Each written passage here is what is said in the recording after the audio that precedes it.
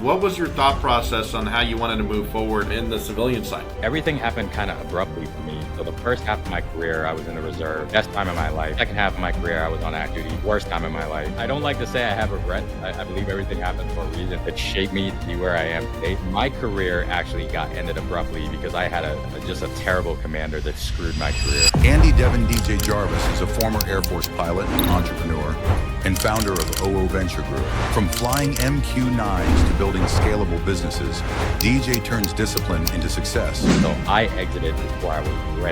So I was just short of a retirement. You can imagine how much that stings. But while I was in the military, my wife and I were avid investors. We started purchasing real estate. We started looking at other things we could get into, realizing we couldn't devote a ton of time into it. What's up, everybody? This is Ryan Van Ornum back with another edition of the Milpreneur Podcast, brought to you by Cynergists. Cynergists is your scalable operations company that helps you grow exponentially faster at a fraction of the cost. Go check out Cynergists.com. Today, I'm really excited because I got DJ Jarvis on today. DJ, how you been, man? I'm good, brother. How are you? Man, if I was any better, I'd be you, man. You were living the life with all kinds of good stuff happening, son. I can't wait to dive into it, man. We got a lot of stuff to cover. One of the things that we always talk about on the Milpreneur Podcast, though, is how did you get your start in the military? What did that look like? Where did it go from there? Yeah, so I joined right out of 18, out of high school. And what's funny is, I'm from New Jersey, so what sparked my interest into the military for a lot of folks was probably 9/11, right? I was a freshman in high school. Remember, everyone knows where they were at that time and what they were doing. And then I joined the JROTC program in high school. And after that, I actually joined the reserves. I went because I was still flirting with the idea whether or not I wanted to go to school. And then I quickly realized I wasn't ready for school yet. So while I was in the reserves, I kind of made it more of a full-time thing. And after doing that and really, really enjoyed it, I went back to school, used my GI Bill money, went back to school, stayed in the reserves, and then I commissioned, and then I went to pilot training after I commissioned, and then I chose unmanned attack aircraft, so I flew MQ-9s while I was on active duty. Okay, so one thing that the audience may not know, if they're not from the military side of stuff, is tell us a little bit more about on unmanned type of vehicles, okay? What does that look like? Well, so the reason I chose it, so I was a boom operator on KC-10, which means I did air-to-air refueling. Yeah. That's how I started out. And those are, the big tri-jet airplanes, like you see a lot of them with FedEx. But those, it was awesome. It got me all around the world, and it was fantastic when I was a young man.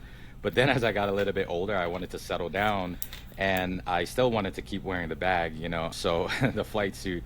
So I said, what can I do, and still be home? So I chose MQ-9, which is AKA drone, but not really, but that's what most people will refer to it as. And yeah, so I went through my training, and the good thing about that platform is, I was able to be home every day. We did do shift work on that. So, it's 24/7, 365 ops. So you're doing days, swings, and mid shift. But at least, I got to be home and then, got to settle down and start looking forward to a different aspect of my life outside of the constant traveling all the time. So one thing before we move forward into the rest of your career in the military was when you're running a boom operator, I've been in that boom seat before and laying down and just seeing 30,000 feet down below me. Do you ever get used to that feeling? Yeah, so you were in a KC-135. Yes. Yeah. So in the 10 we sat upright. Man, that was one of those things where I never really felt like I was working. It almost felt like I shouldn't have got paid to do it, right? Right. It was, a lot of training, a lot of traveling. And even with that, I showed up to work every single day just loving my job. Getting to travel. I worked with some awesome people, some that I still keep in touch with today. And yeah, no, you don't get used to it. Flying at 400 knots, linking up with another airplane at 25,000 feet. Where else can you do that, Just unbelievable. I remember going on a couple flight mission flights for that kind of stuff, and just unbelievable. It was like one of the coolest days of my life being able to see that kind of stuff happen, and you got to do it on a daily basis. Really cool. Absolutely.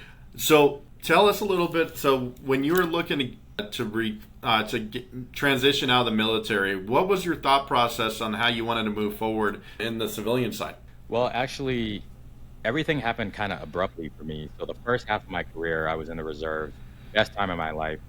Second half of my career, I was on active duty, worst time of my life. Biggest, almost, I don't like to say I have regrets. I believe everything happens for a reason, and it shaped me to be where I am today. But yeah, I didn't have as much fun. My career actually ended abruptly because I had just a terrible commander that screwed my career. So I exited before I was ready. So I was just short of a retirement. So you can imagine how much that stings. Sure. But while I was in the military, my wife and I were avid investors. We started purchasing real estate. We started looking at other things we could get into, realizing that, our time, we couldn't devote a ton of time into it, right? But I focused on, at that time, kind of like turnkey rental properties. And then I just had a genuine enjoyment for real estate. And I think maybe that goes back to probably, when I was young, getting out of high school, like my dad kicked me out the house. I had $25 in my pocket and no place to live. So I guess I naturally graduated towards real estate. So now I have enough homes to where I'll never have to worry about a roof over my head again. But when my career abruptly ended, I was struggling trying to figure out, like, I had this plan. I'm a planner. I had a plan A, B, and C. And this was not part of any of those plans, right? So I had to figure out what I was going to do. And I'm naturally an entrepreneur and an investor. So the fact that we invested so much while I was in actually created enough breathing room for me at this point, to actually pursue the things that I actually want to do and not directly updating my resume. I still never had a resume, by the way. Updating my resume and like looking for a job like immediately. Dude, that's phenomenal. And that the piece of it that I find really fascinating is just being able to, like, so many vets when they transition out don't have a plan. And you had that plan that you've been building all the way through your military career. When you decided to make that jump, you were ready. So it's being able to stay in front of it the whole time, man. I give you props for that. Yeah, no, I appreciate it. I mean, it was scary. So right when I had shoulder surgery a month before I got out of the military, and I was just like on the couch because I could barely walk because every movement was hurting my shoulder. And I'm laying on the couch and I'm like, what do I want to be when I grow up? I had all this time and I'm like heavily medicated because I could not take my pain meds. And I'm thinking about, all this stuff. And it was scary for a while because I'm like, okay, I know I'm highly qualified. If I wanted to get a job, I can go get, any job that I want in the aviation industry. But, even with that, it's like, there's something about the military that I call it, for most people, the golden handcuffs, right? Yeah. When I used to talk to people about trying to invest and they're like, oh, dude, I'm going to retire. I'm going to get my 20. And I'm like, two problems with that. Number one, only 17% of people actually retire. So, right, most of you that are talking about retiring, it's not going to happen. And number two, let's say you retire as a major lieutenant colonel. Are you happy with 60, 70 grand a year? Is that going to do it for you? That's the life you want to live, So I realized while I was in, the investing part started for me because I knew then that I wouldn't have been satisfied with 60 or 70 grand a year. My plan was just to use that as travel money. Right. It's so funny because like what you're talking about in the military, I was enlisted and I make more in a month than I did in a year in the military. Like it's just crazy now, like the difference in what you can do when you have a plan set aside for how you want to build your businesses moving forward. So well done, man. Absolutely. Awesome job. Yeah, appreciate you.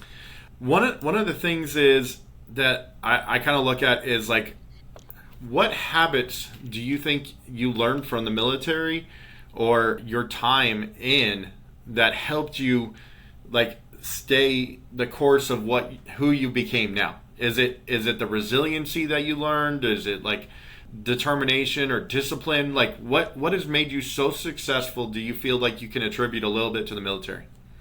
Yeah, the funny thing, I joined the military because at that time I had the attributes that worked out well for the military. I was very resilient, and I'm still one of the most determined and driven person that I know. But what I did get from the military provided a little bit of structure that was useful for me at the time, because otherwise, I had shiny object syndrome. I'd be like, oh, ping, ping, ping, ping, right?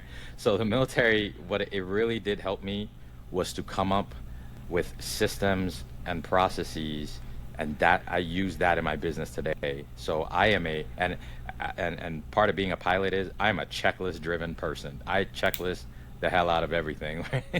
Like, there are steps, I will make a checklist for it. All right. You have an SOP for creating an SOP, don't you? Exactly. I love it, man. I love it. The other thing that I really take away from the military that I look at as I'm now purchasing businesses. I do personal financial coaching, which is a passion of mine. But one of the things I really take away from all of that is, single point of failure. The difference why our military is successful versus like a Russia is because they have no decentralized command, right? They have to call the boss for like every decision. So I approach any business that I'm in or that I'm going to acquire, and I always look for what is that single point of failure where the business cannot move without this one thing or without this one person. And then, I try to figure out how do, we make sure that don't happen and add other steps or other tools in there. I love it, man. I love it. You got a great plan behind you, and it's setting you up for nothing but success moving forward, man. Thank you for sharing that, and I'm sure the audience is going to appreciate it as well. Absolutely. One thing that we do on our little podcast here is we throw a little personal rapid fire questions. You ready for about 8 or 10 of these? Yeah, let's go. All right. So first one is, I got a couple behind me, but what book are you reading right now? Right now, I am reading The Main Street Millionaire by Cody Santo. That's a good one. I like her. I like her vibe, man. She's great with what she does. Yeah, she is. Are you an early bird or a night owl? Early. Nice. Like 5 a.m. Nice. Alarm clock or no alarm clock with it? No alarm clock. That's just natural. Get it, my friend. I love it. Do you have a bucket list travel spot that you still need to hit off your list? My goal is to travel the entire world. So outside of dangerous areas where we can't go. But next up, next big trip that I'm trying to do is French Polynesia. I'm trying to go to Bali. Nice. Very cool. Yeah, so I'm hearing Syria is beautiful this time of year too. I'm just joking. I'll pass on that. Very cool, man. French Polynesia, I like it, man. If you had one superpower, just one power, what would it do? What would it be? It would be the ability to help people see between fact and fiction. Awesome. Okay. That's kind of needed these days. I like it. What's like your favorite way to decompress? So that's a combo for me. 1, gym, and then 2, I come in my office. I have a turntable here, so I got some 45s. I'll either pour myself a nice glass of wine or bourbon, pop on my headphones, and listen to some jazz. Nice. Okay. Yeah. So that leads me right into my next question. What's on your workout playlist right now? Honestly, podcast. But the only time I listen to music is if I am like extremely exhausted. But when I'm listening to podcasts, it just helps the time go quicker because I'm like really focusing on listening on what they're saying. So much so sometimes that I lose count of whatever workout I'm doing. I love it, man. That's cool. If you could have dinner with any type of historical figure, living or passed away, who would that one person be? That's a good one. Probably John D. Rockefeller. Oh, nice. Very cool. Yeah. I like that. All right, a couple more here. Coffee, tea, soda, energy drink. What's your beverage of choice there? Only drink coffee. Nice. Okay. And then, do you have a favorite cheat meal? A favorite cheat meal? Yeah, I would say probably Chick-fil-A. Nice. That's like the only fast food place I go to. Very cool. I try to do that like once or twice a month. Yeah. There you go. Nice work, man. Well, you made it through a rapid fire swimmingly. Nice job, man. Awesome job. Appreciate you. Absolutely. All right. So if you could go back in time and think about like the DJ that was just going in the military, if you could go back in time and give younger DJ one piece of advice, what would you give him? Start investing. Nice. Really learn about how money and finances work and start investing and do not wait. I love it, man. That's some quality advice right there. And then conversely, where do you see yourself in 5 years? So now, because I'm an entrepreneur, I get to design my life, and I wake up every day doing only the things that I want and only the things that matter to me. I'm actually kind of living my dream, to be honest with you. So things are changing so rapidly, I don't even know what 5 years look like. Because if you were to ask me this question 12 months ago, I wouldn't have told you I would be sitting here talking to you about this stuff. I love it. But what I do know, in 5 years from now, what I'm going to strive to do is continue growth and continue to provide as much value to people as best as I can. Awesome, man. Awesome. Well, dude, you absolutely crushed all of this, man, today. If people are interested in getting to know you better, know about your businesses, know about everything that you got going on, how can people get a hold of you? Yeah, so you can go to my website. It's Devon, Devon Jarvis, Jarvis, @venturegroup.com. And you can shoot me a message there as well. Awesome, man. Well, certainly appreciate you coming on the Milpreneur Podcast. Much love for everything that you got going on. And best of luck on all your future endeavors, my friend. Thank you, brother. I appreciate it. Glad you have me. Absolutely. Once again, guys, this is Ryan Van Ornum signing off for the Milpreneur Podcast. Thank you so much to Cynergists for sponsoring this episode. Go check out Cynergists.com. And until the next time we see you, have a blessed day. Take care, everyone.